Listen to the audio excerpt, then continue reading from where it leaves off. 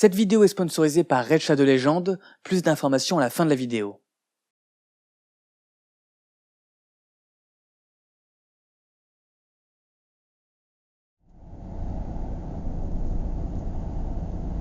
Voici quelques semaines qu'Emma Watson est majeure, et voilà que son père compte la propulser dans le monde des adultes.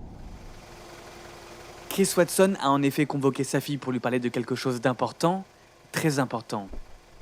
Bien sûr, maintenant qu'elle est en âge de prendre ses responsabilités, elle doit se douter de quoi il va être question, mais rien ne peut préparer qui que ce soit à ce genre de révélation. Arrivée à la maison, Emma s'assied et écoute attentivement son père. En résumé, ce qu'il voulait lui dire pourrait se résumer ainsi. « Emma, tu fais désormais partie des jeunes célébrités les plus riches d'Angleterre. » Jusqu'ici, chez les Watson, l'argent d'Emma était resté un sujet vague. Depuis les 3e et 4e épisodes de la saga Harry Potter, la principale concernée savait que son cachet commençait à décoller, mais la démarche qui fut celle de ses parents, de lui verser des sommes raisonnables d'argent de poche chaque semaine pour qu'elle grandisse comme ses camarades, lui avait fait ignorer cette question durant toute sa scolarité. Ainsi n'avait-elle pas la moindre idée du montant de sa fortune, plus de 10 millions de livres sterling. Maintenant que c'est chose faite, son père l'a inscrite à un cours de gestion de fortune de 3 jours chez Coutts, surnommé la Banque de la Reine. Un demi-million de livres est nécessaire pour pouvoir y ouvrir un compte, où elle y apprendra à investir à moindre risque pour faire fructifier son patrimoine. Un patrimoine qui sera multiplié par 6 au cours de la décennie suivante. Émue, patraque, la petite Watson est sous le choc devant les dires de son père. Quelle vie étrange mène-t-elle ? Et ce sentiment qui lui colle à la peau depuis qu'elle a obtenu le rôle d'Hermione Granger ressurgit. Je n'ai jamais eu l'impression d'avoir pris une décision. C'est arrivé comme ça. J'ai eu l'impression d'avoir gagné à la loterie. I can't actually explain to you how crazy it is now I'm older that I realised that I got that role. I was convinced I had to have the role. It was me. I was definitely going to get it. Like, I wasn't thinking of anything else. So my parents were like, baby, come on. Millions of girls are auditioning for this. Well, that's right, and they all feel the same way about it. And they all want it too. Sure. And, they were really just kind of trying to bring me down. And, not bring me down, I mean, obviously they were supporting me, but just kind of... Yeah, no, I understand. Like, give me the reality of Sure. just, like, how small a chance I Yeah. actually had, so... But, I got it, so it's good. Emma n'avait que 9 ans quand elle a décroché le gros lot, le rôle d'Hermione. Et malgré ses efforts et ceux de sa famille, la sortie d'Harry Potter à l'école des sorciers transforma irrémédiablement son quotidien. Plus jamais elle n'a été une fille comme les autres. Et ça, pour la féministe en herbe qu'elle est, c'est devenu un problème. Car alors qu'elle compte réduire progressivement le temps qu'elle consacre au cinéma pour étudier, ses convictions grandissantes l'incitent de jour en jour à s'engager politiquement, à défendre les droits des femmes les plus défavorisées. Mais comment les défendre quand on est l'incarnation du privilège ? Comment comprendre les problématiques de ses consoeurs sans n'avoir pratiquement jamais fait l'expérience de Madame Tout-le-Monde ?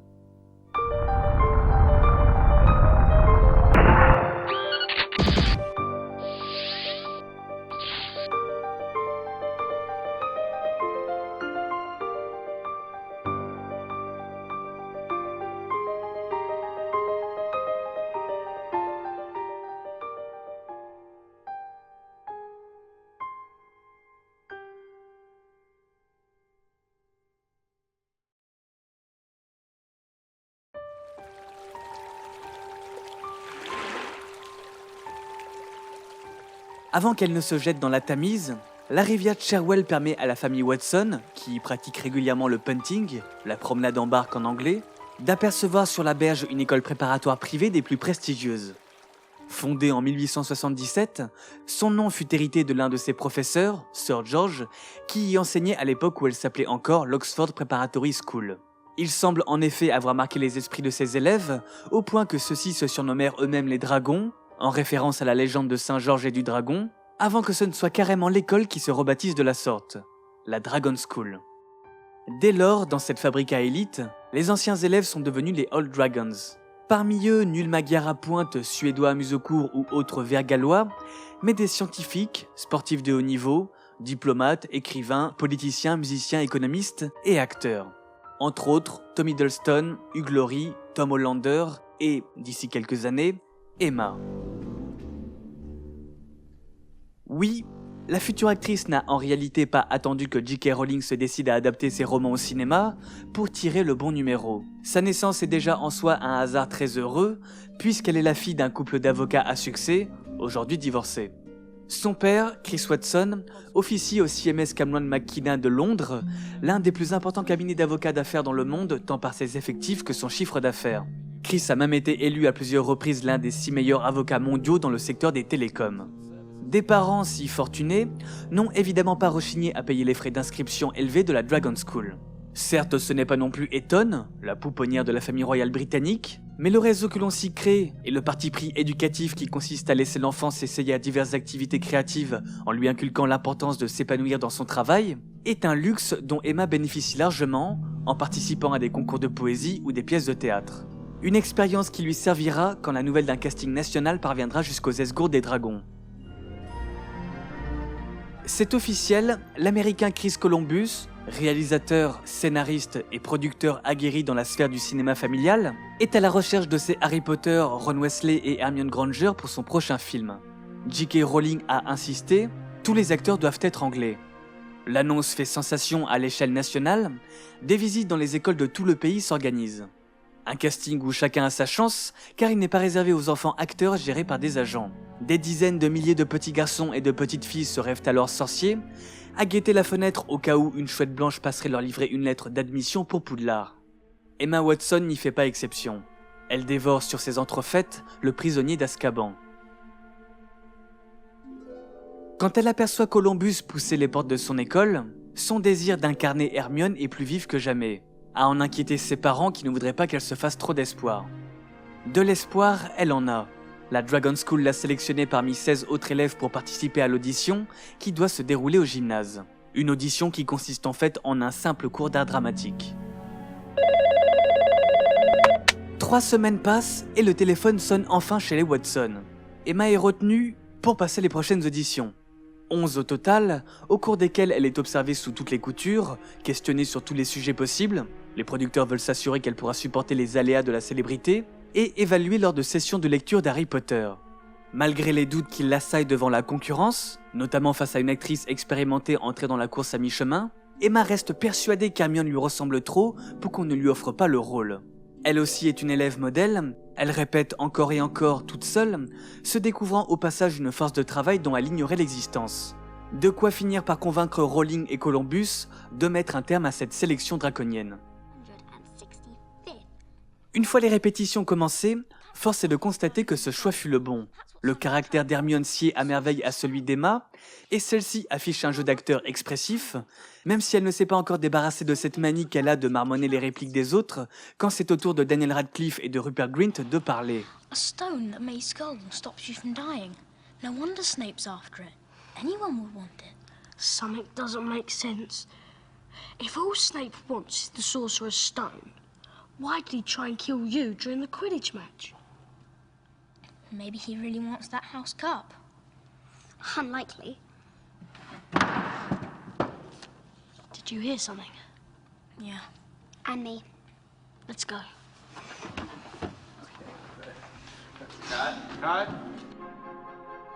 La promotion de Poudlard étant au complet, le trio peut embarquer pour une folle aventure.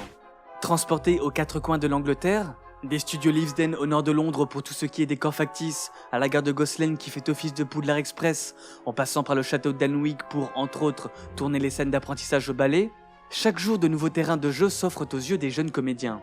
De son côté, outre le plaisir que lui offrent ces moments, Emma est rassurée de voir que la production prend en compte ses contrariétés. My name's Emma Watson, playing the part of Hermione Granger, and I'm having a teeth test. What test? Teeth test. Teeth test. Okay. Ses fausses dents, censées la rapprocher de l'apparence d'Hermione telle qu'elle est décrite dans le roman, mais trop gênantes pour qu'elle puisse s'exprimer correctement, lui ont été retirées dès le second jour de tournage. Seule la dernière scène du film, la toute première qui a été tournée, gardera une trace de cet accessoire. Emma peut ainsi s'employer à délivrer la meilleure performance possible, quand elle n'est pas occupée avec ses camarades à faire ce que les enfants font, s'amuser, s'inventer des histoires. L'insouciance propre à l'âge de ces futures stars multimillionnaires amène de la chaleur sur le plateau, tandis qu'en coulisses se déploient des moyens considérables pour venir à bout d'une entreprise aux enjeux financiers colossaux. Hello. Open your mouth, Emma. What would you like to do if you had a magic power? Kill you. Another 5. No, Thank you. Alright, rematch. I'm going first this time. Come on, bye. Hold on. Can I just say something about Emma? Very, very competitive person. The most dangerous monster of the world. Look, he's grazing in the field over there. Ah! He bit me. This could turn out dangerous. This boy is a virus. Hey, he's a poacher. He's a poacher. Let's kill him. Killed and crushed into tiny little pieces and served in dog food. Fortunately, he likes you. He keeps referring to them when he speaks. I think he's trying to mate with the camera. Now, I think we should leave before he starts having sex with your camera. En mars 2001, après 6 mois de labeur, Harry Potter à l'école des sorciers est dans la boîte. Sortie prévue pour la fin d'année. La vie d'Emma Watson est sur le point de changer.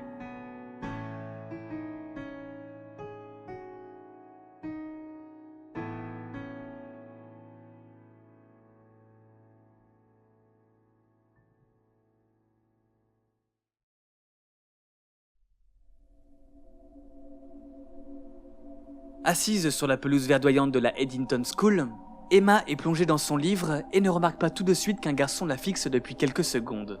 Tandis que ce dernier commence à lui poser des questions très détaillées sur la saga Harry Potter, Emma réalise subitement qu'elle ne connaît pas son interlocuteur et qu'elle ferait mieux de prévenir l'école. Ce garçon est en effet un Potterhead et s'est introduit dans l'enceinte du collège alors qu'il n'en fait pas partie. Immédiatement, des mesures fermes sont prises. Tout contact d'étrangers avec l'actrice est interdit et un vigile lui est attribué. Une décision excessive, pense Emma, bien moins inquiète que ses amis qui s'imaginent les pires scénarios de Stalker. Certes, les fans n'ont pas à s'immiscer dans sa vie privée, mais elle aimerait éviter autant que possible d'être escortée par un chauffeur ou surveillée par un garde du corps. C'est qu'après toutes ces années dans la peau d'Hermione, sa priorité a toujours été de conserver un quotidien ordinaire, ce qu'elle arrivait plutôt bien à faire jusqu'ici. Quand elle est retournée chez les dragons après avoir donné sa toute première conférence de presse annonçant la distribution d'Harry Potter à l'école des sorciers, I'm afraid I'm really gonna bore all of you, but I'm afraid I'm gonna stick it in a bank until I'm 21. That's my girl. Et après la sortie du film, mis à part son emploi du temps annuel scindé entre les tournages et les cours, elle avait retrouvé à peu de choses près sa vie d'avant. Bien sûr, il lui arrivait de piquer une colère quand, pour la 100e fois, un camarade la narguait en lui hurlant au visage, Wingardium Leviosa. quand un autre ajoutait 10 points pour Gryffondor après avoir répondu bon à un professeur, ou d'être affligé devant la lourdeur de certains de ses prétendants. It's amazing how many, I don't think you can even call them chat-up lines you can get out of broomsticks and wands, and tragically they think they're really original and really funny, and that I never will have heard this before. They come up and go, oh, you're the girl from Narnia, aren't you? Obviously they know that I'm not, but they think that it's funny because whatever. I don't really know why they think it's funny. It's not actually that funny. But it's like, oh, it's the 10th time I've heard that. Or maybe it was Lord of the Rings that some other guy 2 minutes ago did. But... Elle a aussi un mauvais souvenir de ce garçon qui lui avait subtilisé une paire de chaussettes pour la revendre sur eBay, mais globalement, elle avait su maintenir des liens avec un cercle d'amis proches, en gardant en tête le conseil de sa mère quant à l'importance d'être entourée de personnes qui l'aiment pour ce qu'elle est et non pour sa carrière. Conseil dont elle comprit la portée en vieillissant, les enfants insouciants laissèrent place à des adolescents soit intéressés, ils comprirent que se lier d'amitié avec elle pourrait leur être bénéfique, soit hostiles, un groupe de filles s'est notamment mal comporté avec elle des mois durant, sans doute irrité de ses privilèges. Dans la rue, la situation s'est également compliquée. Les paparazzis se font de plus en plus nombreux, s'intéressant dorénavant à sa vie amoureuse. Après tout, depuis la scène du bal d'Harry Potter et la coupe de feu, où Hermione se présente pour la première fois en robe de soirée, une génération entière est tombée sous le charme de la sorcière, ou tente de la prendre en flagrant délit d'un acte qui pourrait étayer une histoire d'enfant star déchu. Une photo d'elle faisant mine de boire une bière avait fait pas mal de remous. Autant il se révélera que Daniel Radcliffe souffrit d'alcoolisme lors du tournage des derniers Harry Potter, autant, en ce qui la concerne, ces soirées furent relativement sages. Toutefois, la presse à scandale ne se décourage pas si facilement lorsqu'il s'agit de salir une image.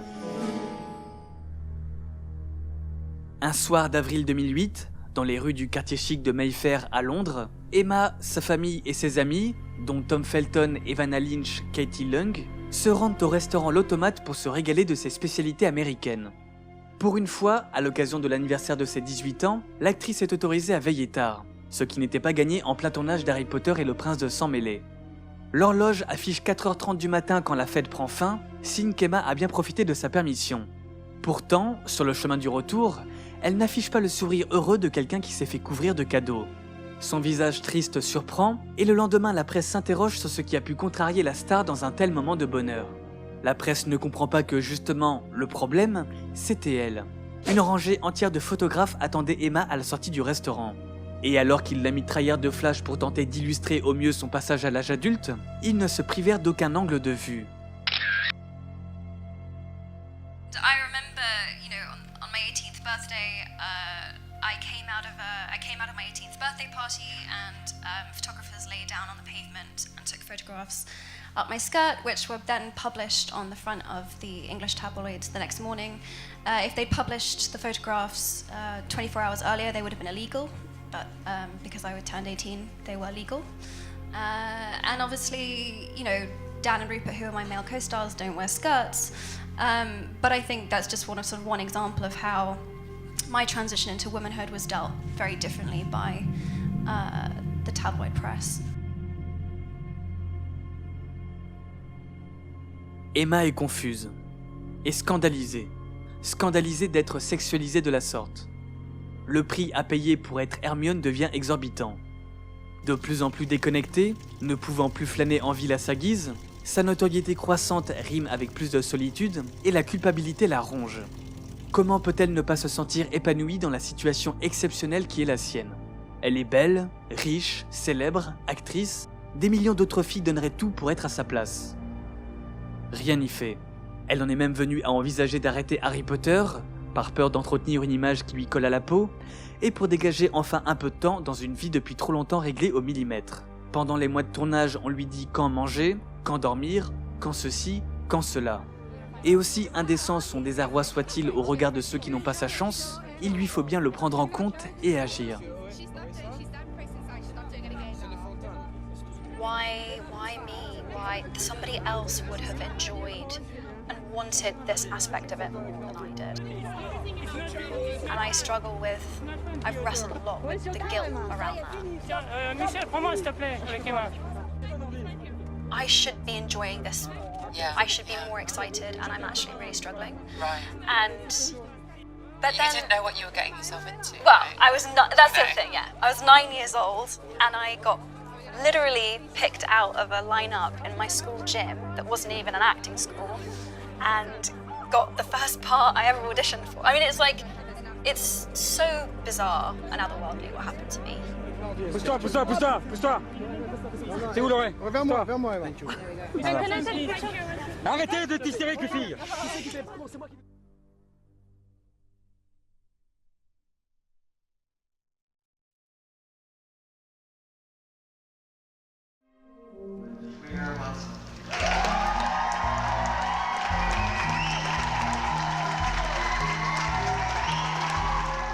Ces 5 années à gérer les tournages, ses nouvelles activités dans la mode et le mannequinat et ses études ont payé.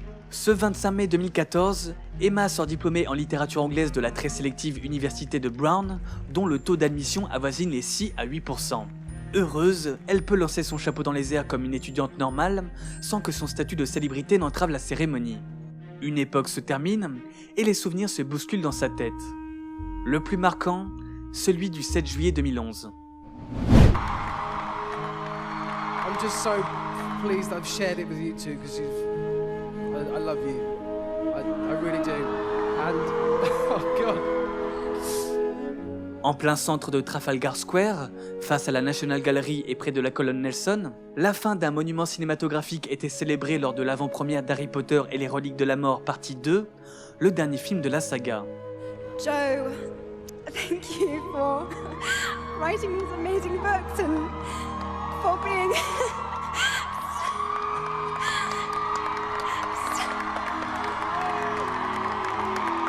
that's it, I've gone.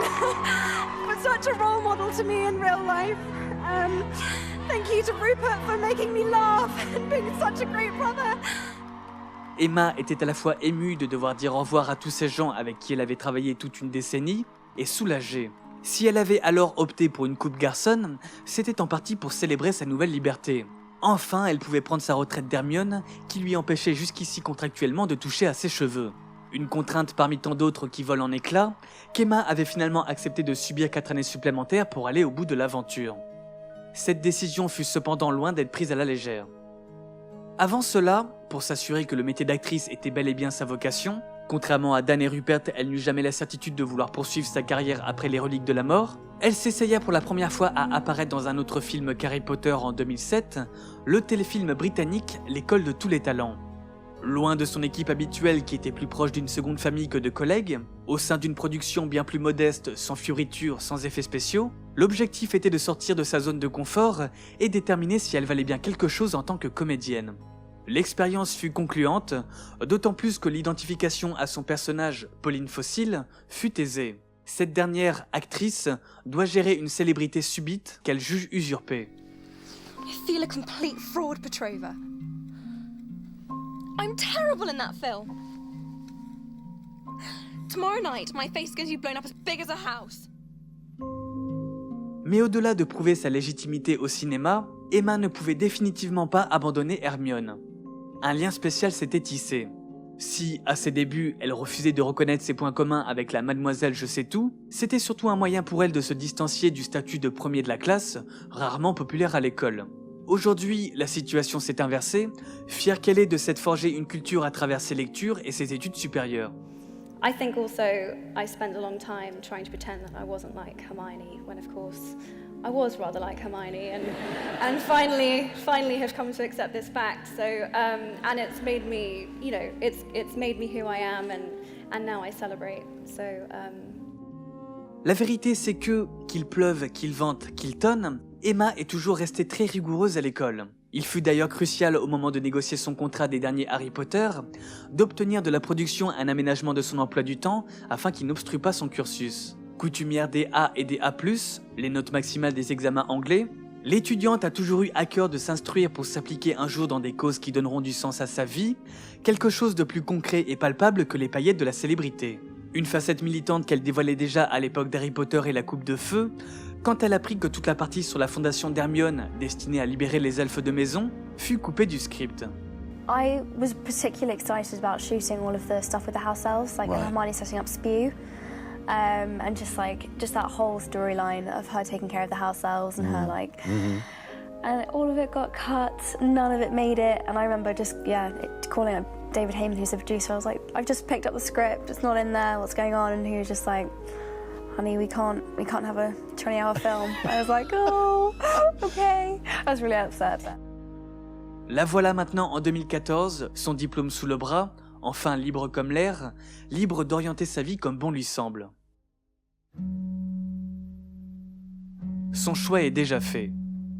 C'est cette même année qu'elle choisit de sauter le pas pour clairement s'identifier aux yeux du public comme une figure du féminisme, lors de la campagne de l'ONU E4She qui vise à cesser le man-hating et inciter les hommes à s'engager avec elle dans une lutte contre les pressions sociales, présentée pesante pour les femmes comme pour eux.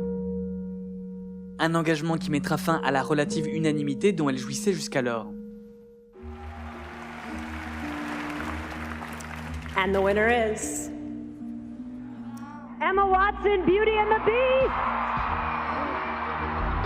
I think I'm being given this award because of who Belle is and what she represents. The villagers in our fairy tale wanted to make Belle believe that the world was smaller than the way that she saw it, with fewer opportunities for her. That her curiosity and passion for knowledge and her desire for more in life were grounds for alienation. I loved playing someone who didn't listen to any of that. I'm so proud to be a part of a film that celebrates diversity, literacy, inclusion, joy, and love the way that this one does.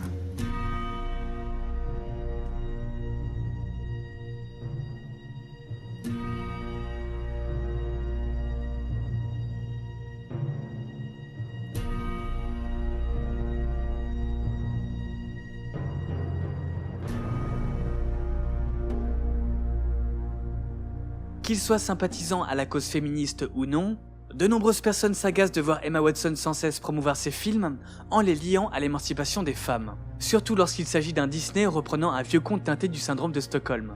Pour se défendre, Emma rappelle que dans cette version de l'histoire, Belle est indépendante, érudite, ingénieuse, elle est l'inventrice d'une machine à laver qui lui permet de consacrer son temps à la lecture.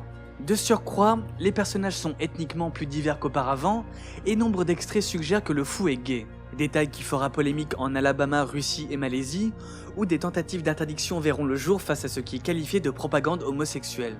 Plus généralement, le féminisme d'Emma est depuis quelque temps qualifié de féminisme blanc par ses détracteurs, fatigués de ne voir que des caucasiennes monopoliser l'espace médiatique dédié à ce sujet. Un féminisme blanc, c'est-à-dire un féminisme proche de celui qui se pensait lors de la seconde vague du féminisme, dans les années 60-70, dominé par des femmes au profil similaire à celui d'Emma, blanches, riches, hétérosexuelles et cisgenres. Quelqu'un dont le genre correspond à celui ressenti. Soit un profil sur lequel les féministes dites différentialistes s'acharnent. Here's why that's so problematic. First, it assumes the way white women experience misogyny is the way all women experience misogyny. And that's just not true. White feminism aims to close the wage gap between men and women. But what it fails to recognize is that most of the time, Latina and Black women make even less than white women. Being a white feminist doesn't make you a bad person. It just means you have a lot to learn. The most important thing any white feminist can do is educate herself and listen and engage with the experiences of women of color without silencing them. Because sometimes as white ladies, we just have to shut the fuck up. Les différentialistes, appartenant à des courants radicaux le plus souvent, rejettent également l'universalisme des féministes blanches qu'elles jugent post-colonial. Emma est universaliste en effet, mais loin pourtant de verser dans l'impérialisme. L'universaliste célèbre la différence des civilisations, tout en considérant qu'il y a des valeurs universelles qui doivent être respectées en tout lieu. Par exemple, aucune culture, système politique, religion ne doit imposer à la femme un statut juridique inférieur à celui de l'homme. L'universaliste se donne donc pour mission de combattre ceux qui bafouent les valeurs universelles, notamment dans les pays où la religion et l'État ne font qu'un. Problème, historiquement, cet universalisme a souvent été prétexte aux empires coloniaux pour s'étendre. L'universalisme peut être aussi un jeu dangereux, tant le monde regorge de personnes persuadées de détenir des vérités qui s'appliquent à tous. Mais le journaliste Laurent Geoffrin, auparavant à la tête de Libération, défend l'universalisme en ces termes. Le fait que cet universalisme ait naguère servi de paravent au colonialisme, ou bien qu'il soit utilisé pour désigner une minorité à l'hostilité de l'opinion, ne change pas l'affaire au fond. Dans ce cas, ce sont ceux qui détournent le principe qui sont coupables, et non le principe lui-même. Quand on nargue des droits de l'homme pour imposer par la force la domination politique d'un pays sur un autre, ou pour opprimer une minorité, on contredit les droits en question, qui restent valables indépendamment du mauvais usage qui en est fait. Les féministes différentialistes se servent sur ce point d'un sophisme grossier, qui consiste à confondre un bon principe et sa mauvaise application. Tout cela est bien compliqué. En entrant dans l'arène des idées, Emma expérimente à la fois des sensations familières, encore ce satané syndrome qui refait surface. I did this speech for the UN for this campaign that we launched called He for She, and I had like a massive case of the imposter syndrome. You might be thinking, who is this Harry Potter girl? And what is she doing speaking at the UN? And it's a really good question. I've been asking myself the same thing. Et découvre ce que ça fait d'être la cible de milliers d'inconnus qui ne sont pas d'accord avec elle. Le besoin d'apporter sa contribution est cependant plus fort que ses aléas. Elle n'oublie pas non plus qu'au cours des combats qu'elle mène, le débat ne tourne pas uniquement autour des idées pures, mais concerne aussi sa personne, ce qu'elle est et ce qu'elle représente. Is it only me that finds her just a wee bit annoying? No, I think for me what it is that here she is, this absolute multi-million-pound actress who doesn't have any struggle in her life, and she's telling all of us what to do and how to live. Avec son accent british, sa gestuelle maniérée, ses réflexions parfois naïves et un parcours outrageusement chanceux, Emma possède tout l'attirail de l'aristocrate déconnecté des réalités. Jamais l'actrice ne pourra prétendre se faire une idée de ce qu'est la misère sans qu'elle ne soit moquée. De plus, il lui est interdit de se plaindre. Quand à l'approche de la trentaine, elle confesse être stressée et anxieuse, la journaliste Janet Street Porter, après avoir rappelé qu'elle a travaillé dur pendant 12 ans avant d'avoir obtenu le poste qui est le sien et n'avait pas le temps de s'inquiéter de ses anniversaires, lui est tombée dessus. Pour l'amour de Dieu, qu'y a-t-il de stressant quand on a déjà assez d'argent pour le reste de sa vie, quand on a la chance d'avoir la tête bien faite, un physique parfait, un accent envers taillé, et en bénéficiant du support à toute épreuve de parents de la classe moyenne? Qu'y a-t-il de stressant quand on a eu une carrière non-stop depuis ses 9 ans, une carrière qui vous a amené une notoriété mondiale et vous a donné accès à des dirigeants mondiaux, des pop stars ou autres célébrités fans d'Harry Potter?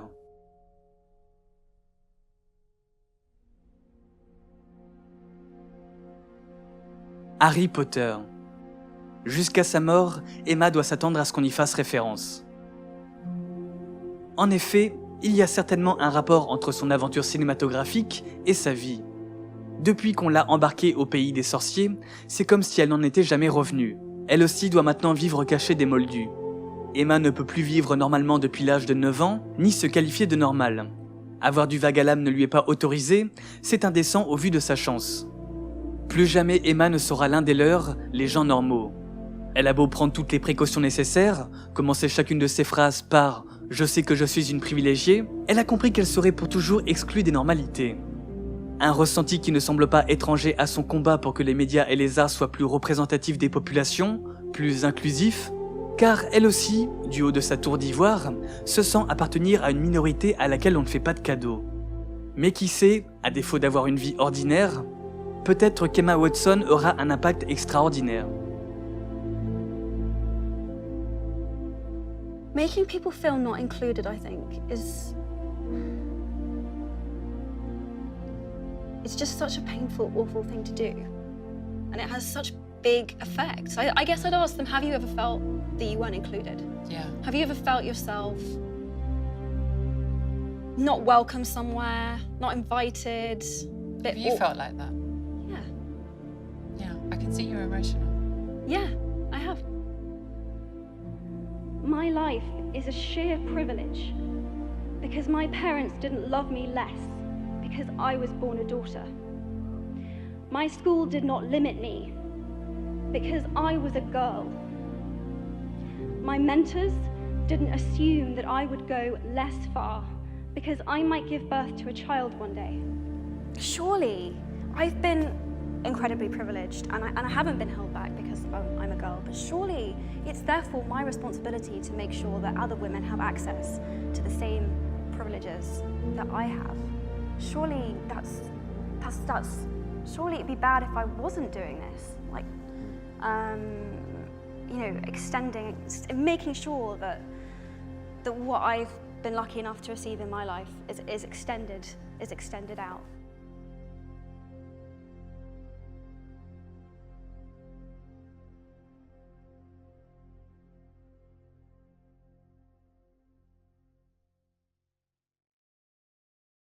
Merci beaucoup d'avoir regardé cette vidéo, j'espère qu'elle vous aura plu. Cette vidéo, cette fois-ci, a été sponsorisée par le jeu mobile et PC Raid Shadow Legends, dont vous avez certainement déjà entendu parler, puisqu'on le voit un petit peu partout sur YouTube en ce moment. Alors je l'ai testé pour vous et ce que je pensais être un simple jeu mobile de combat s'avère en fait être un véritable jeu de stratégie. Le but est d'invoquer les champions du jeu, il y en a plus de 500 à collectionner, et de former une équipe suffisamment puissante et complémentaire pour gagner les combats. C'est assez addictif en fin de compte, parce que plus vous avancez dans le jeu, plus vous pouvez faire monter vos champions en compétences et en invoquer de nouveaux. Vous avez plusieurs lieux à visiter, des donjons dans lesquels se déroulent des combats épiques. Vous pouvez également jouer en ligne et rejoindre des clans. Ce qui est fou, c'est la qualité des graphismes, on se croirait vraiment pas sur un jeu mobile. Quand on m'a demandé de prendre un premier champion, forcément j'ai pris celui qui, musculairement parlant, me ressemblait le plus. Du coup j'ai pris l'orc. Du coup j'ai construit une équipe en fonction de ses points forts à lui, avec des personnages plus portés sur les sorts. Alors au début j'ai un peu galéré, je suis arrivé avec mon orc dans l'arène et je me suis dit allez ça passe.